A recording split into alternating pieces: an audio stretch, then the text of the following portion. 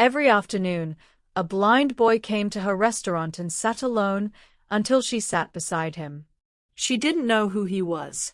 She just saw a lonely child. But what she didn't know was that someone else was watching, and her kindness was about to change all their lives. Welcome to our channel, Story Lovers. We love having you here. Before we continue with this intriguing story, please subscribe and turn on notification bell so you can get notified whenever we drop new stories. Now enjoy. Ella walked quietly down the street, her slippers tapping softly on the smooth tarred road.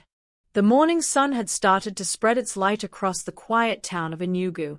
The air was still fresh, with the soft smell of earth and dew mixing with the scent of faraway bread. She walked past tall trees and clean, quiet compounds. The houses here had neat fences, painted gates, and trimmed flowers. It was the kind of place people moved to when they wanted peace and fresh air. Not like the noisy part of town where she lived with her mother, where neighbors fought over water and children played in gutters.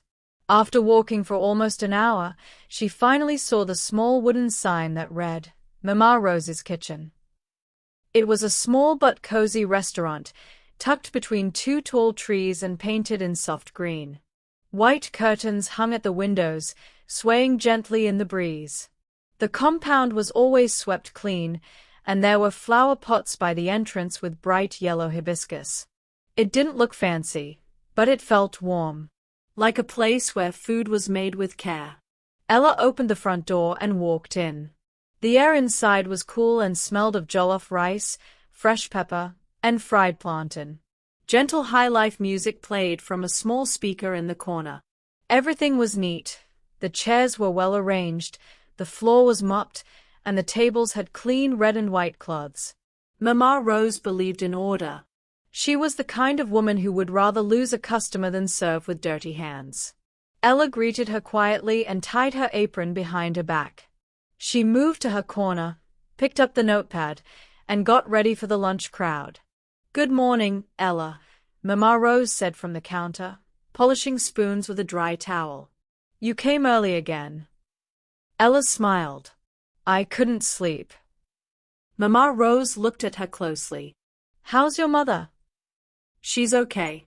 Slept well last night." "Thank God," Mama Rose said, then went back to arranging cutlery. She didn't say more. She knew Ella didn't like to talk much about her mother's illness. At 23, Ella had already lived a life far heavier than most people twice her age. She used to be in university, studying English. She loved it, the books, the stories, the library. But during her second year, her mother had a stroke. Her father had already passed years before, and there was no one else. So Ella left school and came home. She took the job at Mama Rose's Kitchen because it was close to the hospital. And because Mama Rose paid in cash every Saturday. She didn't complain. Not when her shoes wore out. Not when she had to eat leftover rice from the kitchen. Not even when she had to soak her feet in warm water every night. She just worked quietly, with a small smile that made customers feel at ease. Some of the regulars liked her. "She's humble," they'd say. "Doesn't talk too much, but she has sense." Ella laughed sometimes. But mostly, she just moved from table to table, writing down orders and serving food with quiet grace. What nobody knew, what even Mama Rose didn't know, was that every night, after feeding her mother and washing her clothes, Ella would sit by the window of their one-room apartment and write poems. Love poems. Soft, careful lines about a life she didn't have. A life with warm hands, soft kisses, slow dancing, and someone who looked at her like she mattered. She wrote them in a small, old notebook. The cover had peeled off long ago, and some pages were torn. But it was her treasure. The one place where she didn't feel invisible. Then one afternoon, something strange happened. A boy walked in. He looked about 7 years old. Neat white shirt tucked into clean brown shorts. Shiny black sandals. He walked slowly, carefully, tapping a small stick on the floor as he moved. His eyes didn't focus. They stayed still, looking into the air. He was blind. Ella stood by the counter and watched him. He walked straight to a table by the window. Table 4. Sat down quietly. He didn't seem afraid. Just calm. Like he had done it many times before. When she walked up to him, he raised his head slightly. "Hello," she said gently. "Do you want something to eat?" "Yes," he said. "Fried rice and chicken. And Maltina, please." She paused. "You came alone?" "Yes." "No driver? No auntie waiting outside?" He shook his head. "I know the way." She wrote down the order and walked slowly back to the kitchen, still turning the boy's voice over in her mind. He came the next day. Same seat. Same food. Same time, around 2 in the afternoon. And the next day. And the one after that. Always alone. Always neat. Always blind. Ella began to notice the small things. The way he fumbled for his spoon. The way he held his drink with both hands. The way he smiled quietly whenever she greeted him. One day, when the restaurant was quiet and most customers had left, she walked up to him and bent beside his table. "Can I sit with you?" He nodded. "Yes." She sat down, folded her arms on the table, and smiled. "I'm Ella." "I'm Michael," he said, lifting his face to the sound of her voice. She watched him try to cut the chicken. His fingers slipped. The fork scratched the plate. Without thinking, she reached out, took the fork, and gently guided his hand. "There," she said. "It's easier like this." He gave a small laugh. "I don't usually eat with people." "Well," she said, "I don't usually sit with customers either." They both smiled. She helped him cut the rest of the food into small pieces. As he ate, she told him small stories. About her mother. About the time a goat chased her down the street. About how she once failed a test because she was too busy writing a poem. Michael listened. Asked questions. Laughed when she described the goat. From that day, they became a pair. Every afternoon, Ella would wait for him. She'd sit with him, help him eat, and talk about little things. He didn't say much about himself. Only that he lived not too far, and that his dad was always busy. He didn't talk about his mother. Ella didn't ask. She knew that sometimes silence said more than words. But what she didn't know, what she couldn't have imagined, was that someone had been watching. Watching the way she smiled at Michael. Watching the way she fed him gently. Watching every moment like it was part of a bigger story. And soon, everything was about to change. Ella's days followed a quiet rhythm. She would leave home early, after checking her mother's blood pressure and giving her morning medicine. The drugs were becoming more expensive, and the doctor had recently warned that her mother might need another scan. But Ella didn't know where the money would come from. The restaurant job didn't pay much, but it kept them going. Just barely. Every day, after serving customers and cleaning tables, she would sit with Michael. He came in like clockwork, always wearing his neat shirt and brown shorts. His small stick guided him to table 4, and Ella would already be waiting. Their friendship grew slowly, like a flower opening in the morning sun. She began to sneak him extra meat sometimes, especially on days when he looked sad or tired. Once, she folded a tiny note under his plate. It had a riddle written in her neat handwriting. "What has no eyes but can cry?" Michael had laughed when she gave him the answer. A cloud. He had smiled wider than she had ever seen. She taught him more riddles. She sang him songs her mother used to sing to her when she was small, soft Igbo folk tunes that made his face light up. "One day," Michael said, "you're the only person who talks to me like I'm not broken." Ella paused. "You're not broken," she said quietly. "You're just different. And different is okay." He reached for her hand across the table and held it gently. "My mum used to say that," he whispered, "before the cow accident." Ella looked at him. "You miss her?" He nodded.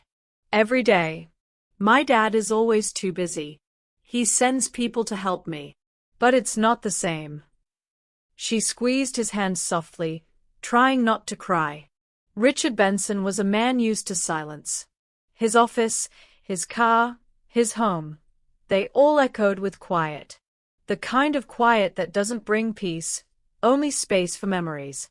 At 42, he was one of the richest men in Enugu. Maybe even in the whole southeast. He owned lands, buildings, and companies. People called him Enugu of properties. But even with all his power, he couldn't stop the one thing that had broken him, the death of his wife. She had died in a car crash 3 years ago, and from that moment, something inside him had closed. He buried himself in work. He paid cooks to feed his son, nannies to dress him, drivers to take him to school. He thought money could fix everything.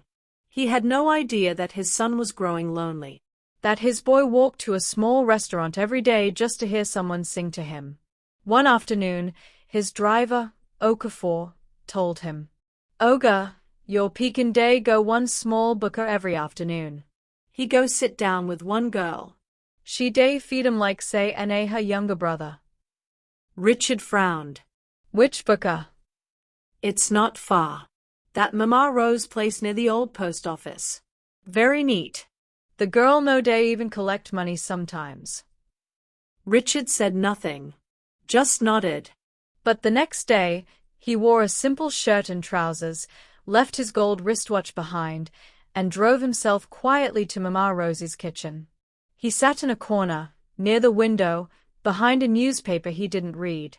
He saw her before he saw the boy. Ella. She wore a pale yellow blouse and her hair was tied in a scarf. There was something gentle in the way she walked. Not rushed. Not sluggish.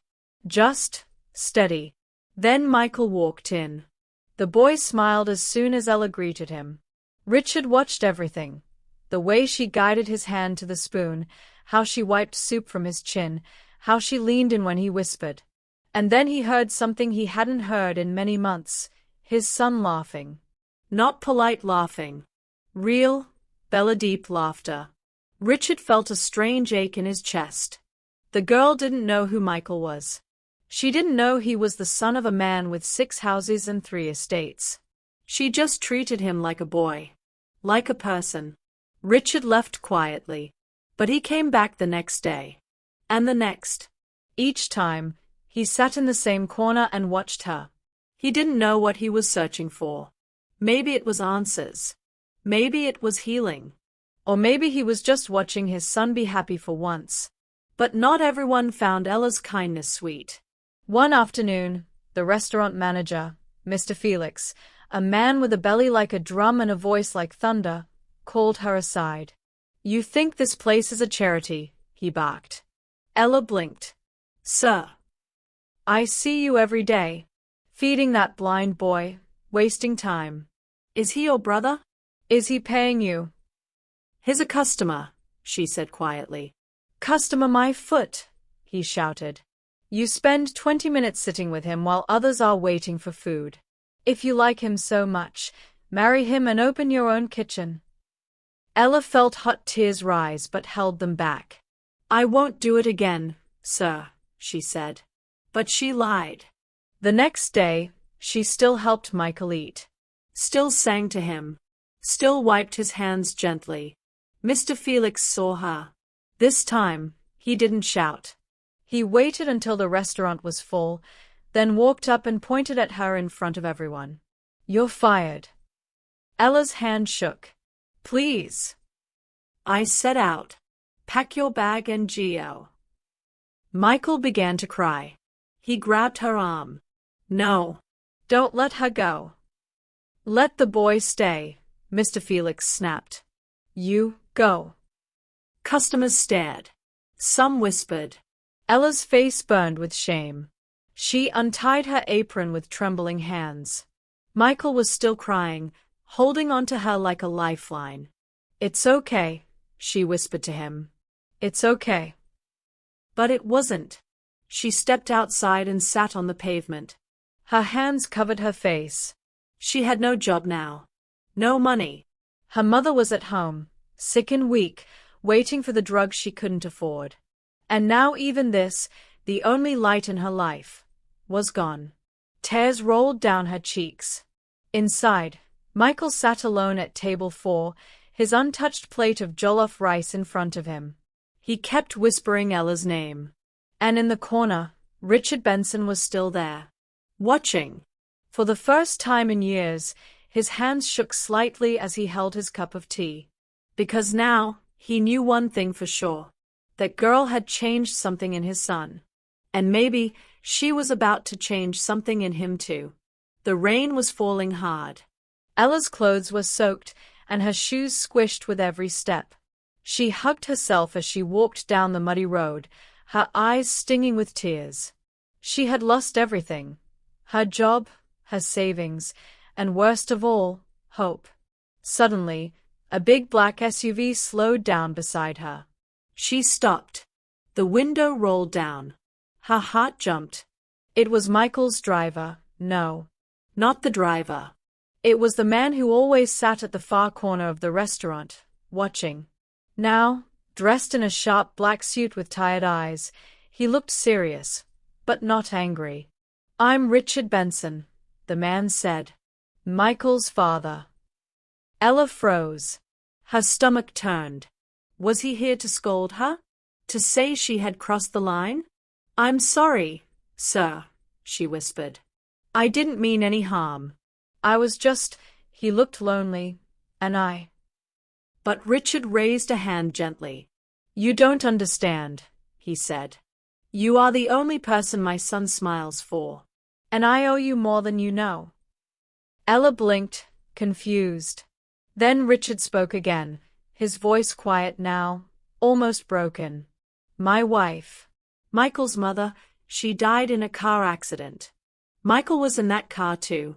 He survived, but he lost his sight, or so we thought." Ella listened, holding her breath. "The doctors later told me he still has some sight in one eye," Richard continued. "But after the accident, he shut himself away. He refused therapy, refused to talk, refused to try." He paused, looking straight at Ella. "Until he met you." Ella gasped. "He laughs again. He asks questions. He tries." "That's your doing," Richard said. Tears welled up in Ella's eyes. Michael had been pretending, hiding behind darkness because of fear and pain. And somehow, she had helped him see a little light again. Richard stepped out of the car and opened the door. "Come with me," he said. "There's something you need to hear. And something I need to offer." Ella sat stiffly in the back seat of the SUV, unsure whether this was a dream or a trap. The seats were soft like butter, the AC too cold for someone soaked from head to toe, but her mind was racing too fast to care. They drove in silence. When they reached the house, no, the mansion, her jaw dropped. It wasn't just big. It was quiet, like a museum. White walls, polished floors, tall ceilings. A place full of things, but empty of laughter. Richard took her into his study. He poured her hot tea but barely touched his own cup. "I've spoken with my staff," he said. "If you agree, I'd like you to be Michael's personal caregiver." Ella blinked. "Sir, you'll live here. Take care of him. Talk to him the way you do. Teach him songs. Help with therapy." She opened her mouth, but nothing came out. "I'll pay you triple whatever you earned at Mama Rosie's.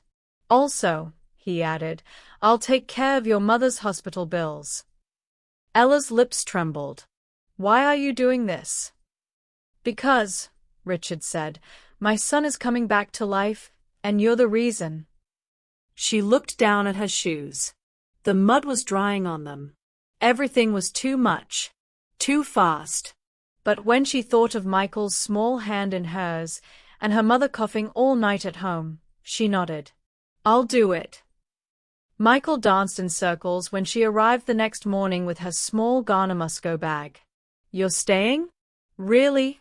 he asked, hugging her waist. Yes, troublemaker, she said, smiling. But only if you promise to behave. I promise to be double trouble. They both laughed. The mansion was quiet, but not for long. Ella started small, rearranging Michael's books, opening curtains, humming in the kitchen. She taught him songs from her village, helped him brush his teeth, and made therapy feel like play. Soon, laughter bounced off the cold walls. And Richard? He noticed. He started staying home longer. First just weekends, then most evenings. He'd find Ella and Michael playing word games, and sometimes he'd sit nearby, pretending to read the newspaper but listening closely. He asked her questions during dinner. How do you stay so calm? She raised a brow. Have you met your son? Calm is not an option. He chuckled. They argued too.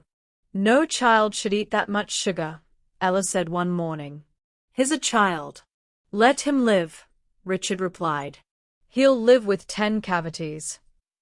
They bickered like old friends, sometimes like enemies, but their words always ended with a shared silence, one where their eyes lingered too long. One evening, the power went out. The mansion sat in warm candlelight. No generators, no gadgets.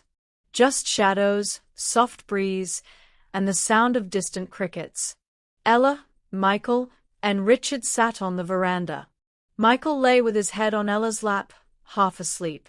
Want to hear a funny story? She asked.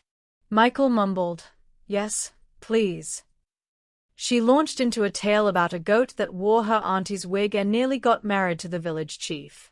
Her voice, full of joy, painted pictures in the air. Michael laughed so hard, he fell off the bench, landing in the grass. Ella gasped. You're okay.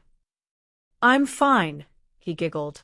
Richard, watching all this, let out a deep, honest laugh. The sound surprised even him. It was the kind of laugh that starts from the belly and ends in the eyes. Ella looked at him. He looked at her. For a moment, nothing needed to be said. A breeze passed between them, quiet and full of something neither of them could name just yet. But it was there. Many months passed. The air around the mansion had changed. It no longer felt like a silent house. It felt like a home. Michael could now see better. The doctors said it was a miracle, but Ella called it hope. He started going to school again, wearing his small backpack and holding Ella's hand every morning. Do I look smart? He'd ask. You look too smart. The school may send you home, she'd tease. They'd laugh all the way to the gate. Ella's life had changed too. She was no longer just Michael's caregiver. With Richard's help, she now ran a reading foundation, a small place where children with disabilities came to learn, laugh, and feel seen. There were books everywhere, paintings on the walls, songs in the air, and every child there loved Auntie Ella. She would always say, You are not broken. You are brave. Richard? He still wore his neat suits and shiny shoes. He still barked orders on the phone sometimes. But he also smiled more, laughed more, and his eyes? They often followed Ella when she wasn't looking. One day, he stood outside her office, nervous like a schoolboy. Are you free tonight? He asked. Ella blinked. Why? I want to take you to dinner. She raised a brow. Please don't say Paris. He smiled. No, just somewhere special. That evening, he drove her to a familiar corner of town. Ella gasped. It was Mama Rose's kitchen, freshly painted, flowers at the entrance, and the sign glowing like new. But this place closed, she whispered. I bought it, Richard said softly. Quietly. I thought it deserved a second chance. Inside, the restaurant looked almost the same. The same small tables. The same smell of spicy jollof and hot puff-puff. He led her to a corner seat, the same one where she used to sit and feed Michael. She looked around, tears already forming. This feels like a dream. Richard sat across from her. For once, he didn't speak like a businessman. He spoke like a man with his heart in his hand. I don't know what I'm doing, he said, looking into her eyes. But I know I don't want to do it without you. Ella stared at him. Her heart beat fast. Then slowly, she smiled through her tears. I thought you'd never say it. They both laughed. A soft, warm laugh. From another table, Michael watched them with a big grin. He gave Ella a thumbs up and mouthed, "Finally." Outside, the night was calm. A light breeze blew through the trees. And as the night darkened, Ella's remembered the poem she once wrote in her little notebook. Love is not thunder. Sometimes, it is soup on a spoon, held by a girl who has nothing, but everything, to give. Thank you for watching Story Lovers. Please like, subscribe, and turn on notification bell so you can get notified whenever we drop new stories.